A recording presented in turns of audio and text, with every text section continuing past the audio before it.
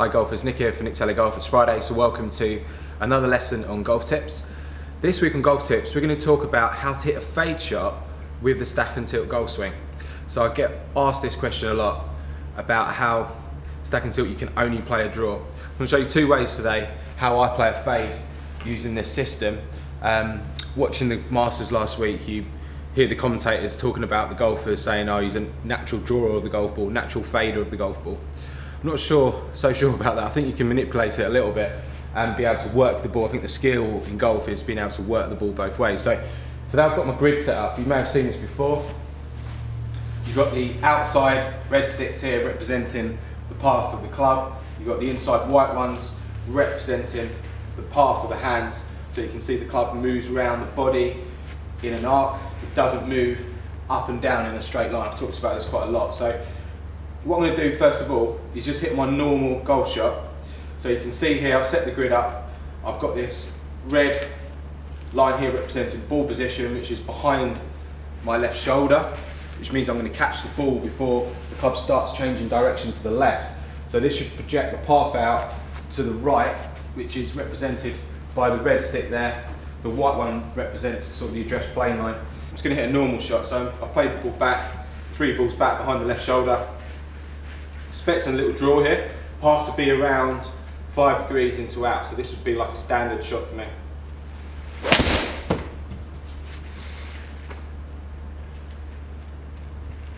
Okay, so pretty good. So you can see the draw there. The path on that was actually 8 degrees to the right. The face angle was 1.3 open to target.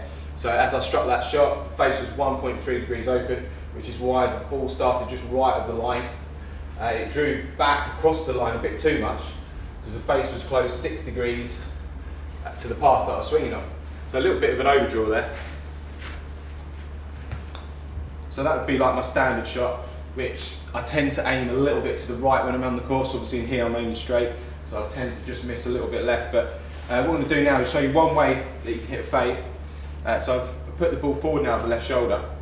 I've put a red stick here to represent ball position, which gives me a projected path with that red stick moving to the left of the target line.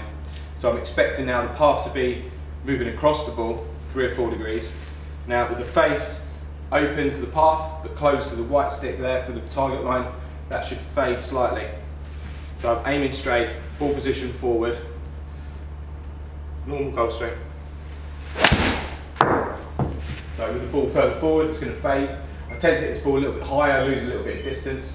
The club path there, as I thought, would move to the left, which is 3 degrees to the left.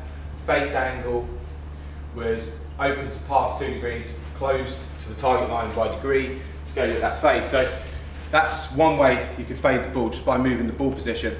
But there's another way which is probably a little bit more effective, I think. So I'm basically going to take this grid and just shift it to the left. Okay, so what I've done here is just shifted the grid to the left, which now gives me my address plane line, which is the white stick, out to the left, way to the left of where the target line would be, effectively that line in the mat there. So without having to move the ball position forward now, I keep the same ball position as what I'm used to, just behind the left shoulder.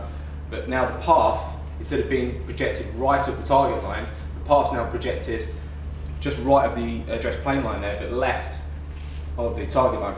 So if I can swing this normal golf swing, I'm expecting the path to move, again, it's a few degrees to the left. But if I can get the face open to the red stick, the path I'm swinging on, but close to the target line, it should fade. So let's give it a go.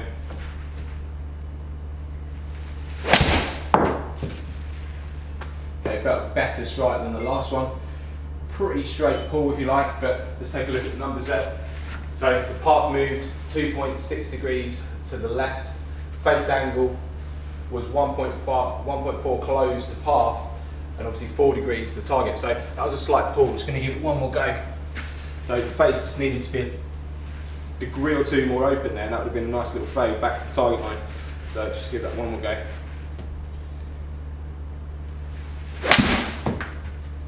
Okay, not a bad strike again. So you can see that fading. Club path moved 4.5 left. Face angle was 0.2 close to the target line, so it started straightish, maybe just slightly left, and obviously faded because it was open to the path that I'm swinging on. So 2 ways there to be able to hit a fade using that stack and tilt golf swing. Obviously get asked that question a lot. People think it's a natural draw shot that I hit. It's actually, I set it up using the grid, and that gives me a really good control over my ball flight. So golfers, hope you enjoyed the video. If you did, please give it a thumbs up, really helps me. If you don't already, please subscribe to my other social media platforms such as Facebook, Instagram and Twitter.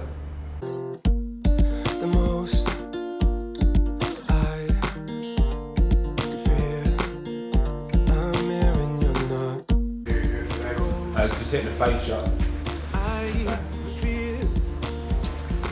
Thanks, Brian. Always good when your lesson brings you a coffee. Stack and tilt one.